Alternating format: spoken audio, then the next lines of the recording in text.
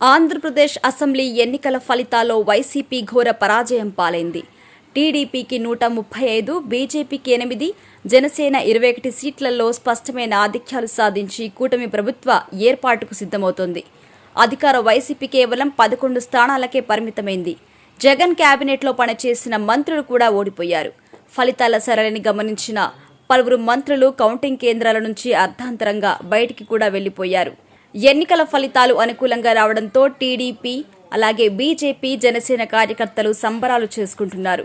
ఇక ఫలితాల సరళిని చూసిన తర్వాత వైసీపీకి ప్రతిపక్ష హోదా అయినా దక్కుతుందా అనే అనుమానాలు కూడా వ్యక్తమవుతున్నాయి.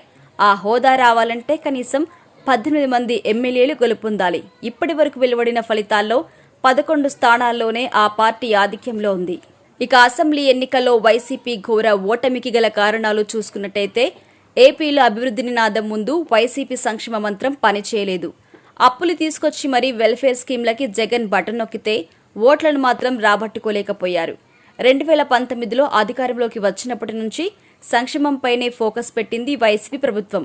అప్పుడు నవరత్నాల పథకాల్లో ప్రజల్లోకి వెళ్లిన జగన్ ఈసారి నవరత్నాలు ప్లస్ పేరుతో జనాల్లోకి వెళ్లారు. సంక్షేమం పథకాలు అందిస్తే చాలు, ప్రజలు తన వెంట నడుస్తారని బాగా నమ్మారు. ఇక డీబీటీల ద్వారా లబ్ధిదారుల అకౌంట్స్లో డైరెక్ట్గా డబ్బులు పడేలా పథకాలు కూడా తీసుకొచ్చారు. నవరత్నాల్లో భాగంగా ప్రతి ఇంటికి లబ్ధి చేకూర్చేలా పర్ఫెక్ట్ ప్లాన్ కూడా వేశారు. సామాజిక పెన్షన్లు, ఆరోగ్యశ్రీ, వైఎస్ఆర్ ఆసరా, చేయూత, రైతు భరోసా, అమ్మఒడి, ఫీజు రీయింబర్స్మెంట్స్ ఇలా ఎన్నో పథకాల ద్వారా డైరెక్ట్గా బెనిఫిషరీస్ అకౌంట్స్లోకి డబ్బులు జమ చేశారు. 5 ఏళ్ల పాలనలో ప్రతి ఇంట్లో ఒక లబ్ధిదారుడు ఉన్నాడు అని చెప్పుకుంటూ వచ్చారు జగన్. నా ఎస్సీ, నా బీసీ, నా మైనారిటీ వర్గాలు వైసీపీపైనే ఉంటాయనుకున్నారు. ఎన్నికల ప్రచారంలో ఎక్కడికి వెళ్లినా సంక్షేమం మాత్రమే జపించారు. కానీ సీన్ కట్ చేస్తే దిమ్మ తిరిగి బొమ్మ కనిపించింది. ఎన్నికల ఫలితాలు వైసీపీ నేతలకు ఊహించని షాక్ ఇచ్చాయి. 175 కాకపోయినా సెంచరీతో సరిపెడదామని అనుకున్న వైసీపీ నేతలకు ఓటర్లు భారీ జలకైతే ఇచ్చారని చెప్పుకోవచ్చు. సంక్షేమాన్ని నమ్ముకున్న సీఎం జగన్ మరోవైపు అభివృద్ధిని పూర్తిగా గాలికి వదిలేశారు అనే విమర్శలు కూడా ఉన్నాయి. గతుకుల రోడ్లతో సహా గ్రామాల్లో కనీస సౌకర్యాలు కల్పించకపోవడం పెద్ద మైనస్ అయింది. రోడ్ల ఎఫెక్ట్ గ్రామాల నుంచి పట్టణాల వరకు పాకింది.